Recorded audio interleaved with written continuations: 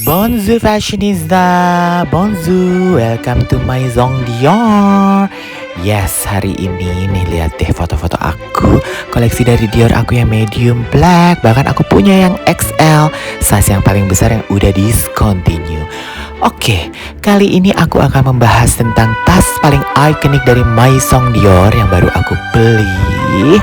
Yaitu tentunya kalian tahu dong apa, tas ini selalu ditunggu-tunggu bestseller dan selalu di-launch oleh setiap desainer barunya. Terutama untuk desainer terbaru sekarang yaitu Maria Grazia Chiuri. Nah, kali ini coba kita buka ya. Buka dulu iketannya. Jadi tas ini itu adalah koleksi runway untuk cruise 2021. Jadi sebenarnya udah lewat, cuman aku cari-cari banget. Kita coba buka ya. Jadi di mana-mana udah sold out. Karena aku penasaran, karena tas ini biasanya aku punya Lady Dior itu adalah Lady Dior yang dari bahan lambskin atau calfskin. Lalu juga ada yang limited, aku juga punya runway yang dikoleksi atau didesain oleh koleksi dari desainer sebelumnya yaitu Raf Simons yang limited edition dengan koleksi dengan painting Andy Warhol, salah satu pop star tahun 60-70-an. Nah, ini dia Lady Dior yang aku beli. Size medium tentunya. Kamu lihat dengan cerna.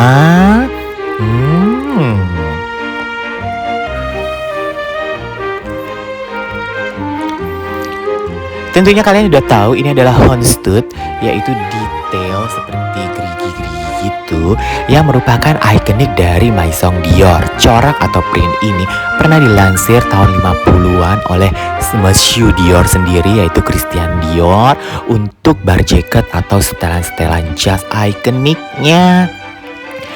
Nah, ini dia deh, dan dihadirkan kembali dulu pernah dari era John Galliano, lalu dari era Raf Simons untuk sepatu-sepatu pump shoes-nya yang gemes. Lalu Maria Grazia Chiuri juga bikin jasnya, setelan jas bar jacket yang ikonik dan legendary Dior, dan di launching lagi untuk Lady Dior sepaket saat itu saat fashion show. Jadi baju, tas, juga sepatu-sepatunya hadir dengan motif Houndstooth yang sangat terkenal banget dan melegenda dari tradisi-tradisi fashion di Inggris. Nah, ini dia salah satu koleksiku muncul lagi. Nah, ini dia lagi juga muncul lagi Suranta. Ini waktu aku styling station di butik Dior Indonesia. Nah, aku suka banget nih dari koleksi-koleksi Dior. Apapun bestseller yang dikeluarkan oleh Maria Grazia Chiuri. Harganya itu 5.900 US dollar dan kebetulan aku dapat dalam in euro. Jadi sekitar berapa tuh sekarang ya? 70 sampai 80 juta. Dan yang paling spesial ada strapnya, yaitu white strap yang biasa dijual terpisah, dan tentunya gold hardware medium Lady Delight bag. Nah, Delight bag, dan bukaannya itu pasti seperti itu tuh. Jadi nggak ngerusak kuku. Jadi cuma di slide, jadi penutup dan pembukanya cuma kayak begitu. Size-nya adalah 24 dikali 20 dikali 11 cm. Jadi 24 dulu, sebelumnya 25 sampai 26. Begini deh cara pakainya tuh, kalau dipakai pas lah. Medium adalah size klasik dan regular, jadi pas banget. Ada 4 kaki di bagian bawahnya tuh, kan lihat deh loh.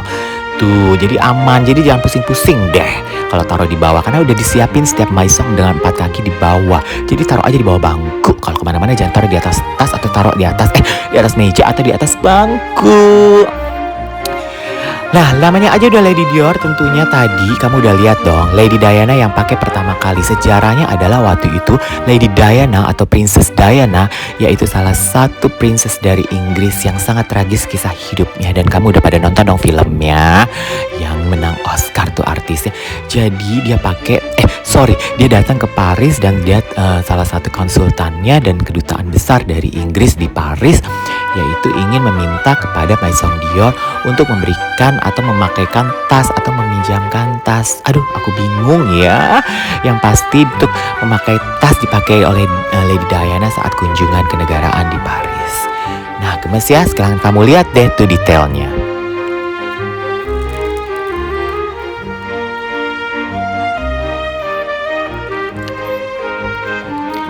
Yang aku suka karena ini namanya The Light. The Light berarti enteng dong. Jadi materialnya bukan kulit, light sekali, yaitu canvas jersey dengan material yang menurut aku tetap kokoh walaupun kita isi seberapapun itu.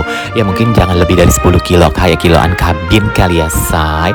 Dan hardware-nya itu gold bukan rose atau champagne. Jadi gold tapi tidak gold seperti tahun 90-an yang terlalu gonjreng-gonjreng Norse gitu. Nah ini dia, kita buka untuk bagian hardware-nya ya. Sebentar, aku mau buka dan tentunya adalah bagian keychain-nya itu. Bagian dari tulisan Dior yang diciptakan oleh John Galliano ini yang paling unik nih. DIOR. Dan kamu harus hati-hati nih, banyak banget ya yang tidak autentik ya tas ini. Cuman aku tidak rekomen dan aku tahu semua pengagum dari YouTube Adi Suranta semuanya pemakai tas-tas original asli autentik only, oke? Jadi kalau enggak ya masa bisa tulisannya doer kali ya, atau Deor Dori. Jadi ini urutannya udah pasti sama Dior. Jadi ini aku pesen dari temenku Dastip gitu dari Paris. Jadi aku pesen dan semuanya dilengkapi oleh resip dan sebagainya. Cuman box aja nggak dibawa, serem ya say, bawa box lagi buang-buang tempat. Emang kamu mau jual kembali? Kayaknya kalau punya tas autentik itu atau tas apapun yang kamu suka dan kamu udah incar dan nabung cukup lama, lebih kamu pakai, enjoy the bag ya nggak sih? Nah ini dia hardware-nya, O-nya oke, I-nya oke, urutannya pun sama. Dan kita bisa berkaca di situ dan tidak terlalu berat dan tidak terlalu enteng dan tidak osteoporosis. Tuh.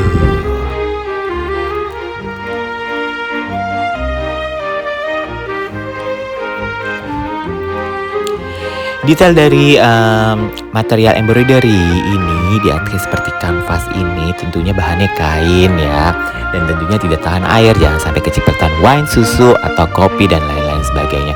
Tapi mungkin bisa juga ya karena ini material seperti ini bukan sweat atau material kulit yang cukup bisa tergores kuku dan lain-lain. Walaupun ini hitam putih kita bisa kotor di bagian handle, it's okay, enjoy the bag, pakai aja buat gaya. Emang lo mau simpen, gak dibawa mati ya kan? Tuh. Kali ini aku cukup lama banget untuk mengeksplorasi dari tas Lady Dior ini. Kenapa? Karena Lady Dior ini tuh menurut aku adalah tas yang merupakan wajib dikoleksi untuk para kolektor luxury. Lady Dior kayaknya gak ngerasa cukup ya. Aku udah punya yang size medium, lalu aku punya size large, lalu aku punya size extra large, bahkan yang sekarang rare dan banyak dicari, yang katanya sih sekarang udah gak zaman lagi. Cuman aduh whatever deh ya, secara aku pengkoleksi tas-tas besar juga, kenapa enggak. Nah aku juga punya micro kebetulan yang warna black dan beige, tapi beige akhirnya aku lepaskan kepada temanku yang memaksa untuk beli. Kita buka ya. Nah itu dia yang aku bilang, flapnya itu sekarang bukan zipper. Dulu sih zipper. Jadi kalau buka zipper tuh dia ketat banget karena di atas kulitku lambskin or calfskin. Jadi kutek atau kuku tuh sekarang sakit banget karena bukanya ketat banget. Nah Maria Grazia Chiuri, ini mulai dari Maria Grazia Chiuri untuk membuka model flap seperti ini, sehingga gampang banget dibukanya, cuma dibuka kayak gitu. Dan abis itu tidak merusak kuku dan segalanya. Dan menurut aku cukup aman. Copet-copet di Paris tidak akan mungkin bisa nyelip karena pasti akan susah banget untuk nyelipinnya gitu. Nah ini dia strapnya. Kamu bisa lihat di sini dalamnya seperti apa. Cukup space-nya sih lega ya karena dia materialnya juga bukan kulit. Jadi juga kamu masuk apapun banyak. Kita buka lagi dalamnya ada apa. Sumpelan-sumpelan, biasanya kalau dari butik resmi itu sumpelan-sumpelannya pun kertasnya kalau kamu buka itu pasti ada tulisan Christian Dior di mana-mana. Bahkan kamu bisa scan atau kenain cahaya lampu bahwa kertas-kertasnya itu bisa kelihatan, sama seperti box Hermes yang kamu pakai infrared bisa kelihatan bahwa di dalamnya ada monogram tulisan Hermes gitu. Jadi untuk menentukan bahkan box, kertas, pita dan lain sebagainya semuanya autentik dari butik resminya. Nah itu bagian dalamnya tidak dikasih lining sweat or kasih lining apapun, jadi sama seperti itu. Dan juga ada bagian leather untuk tulisan Christian Dior di bagian zipper dalamnya untuk bukti autentik. Tidak seperti zaman dulu, mungkin di baliknya itu ada nilai kode seri gitu.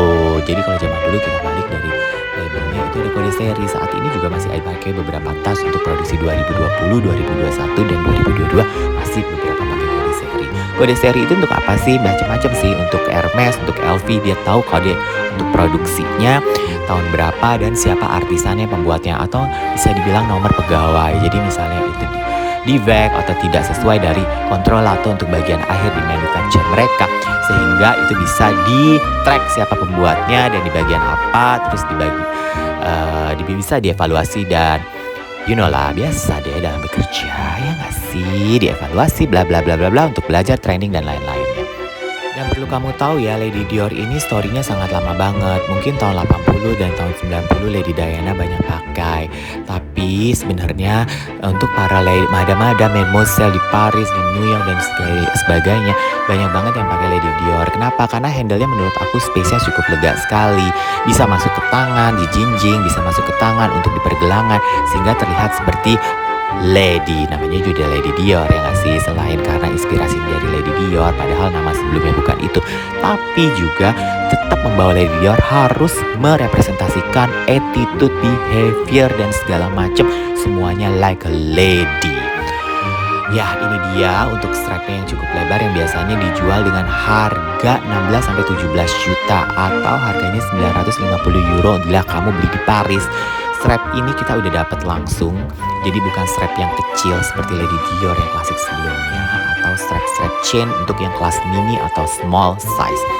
Tidak ada osteoporosis tentunya. Untuk di bagian hardware-nya kita bisa tes, dia bisa diputar ke kanan ke kiri. Dan kamu tahu nggak cara menaruh untuk ke tas Lady Dior itu supaya handle-nya nggak gesrek ke bawah saat kamu pakai di shoulder atau di sling bag. Kamu put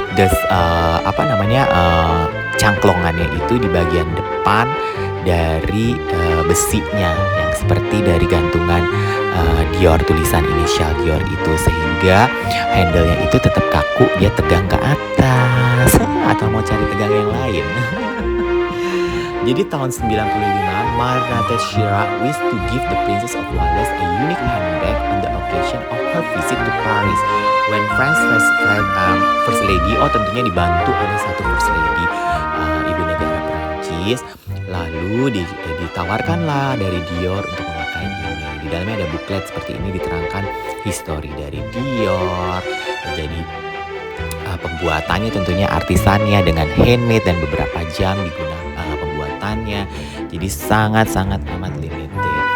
Nah, akhirnya setelah dikontak, lalu sebenarnya namanya itu bukan Lady Dior. Nah, tahun 95 itu semenjak Lady Diana pakai, akhirnya tas ini yang melambangkan luxurious dan elegant handbag dan menjadi salah satu pegangan atau backbone dari rumah mode. Di sini juga ada kartu di bagian bukletnya. Bukletnya aja bagus, tebel banget, terus habis itu sangat bagus untuk knowledge, lalu dimasukin ada dust bagnya sendiri gitu. Dan di sini diceritakan Maria Grazia Chiuri itu selalu mengadakan proyek-proyek khusus, terutama yang dekat dengan dunia seni atau art.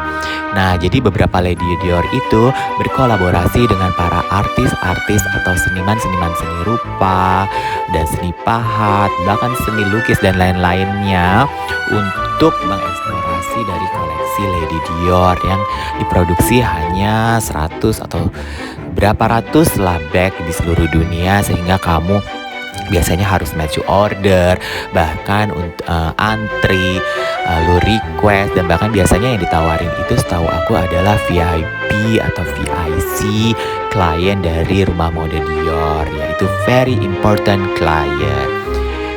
Senang sekali ya aku udah dapet dari tas Lady Dior ini. Nah, aku akan pakai dan menggantikan kain klasik aku.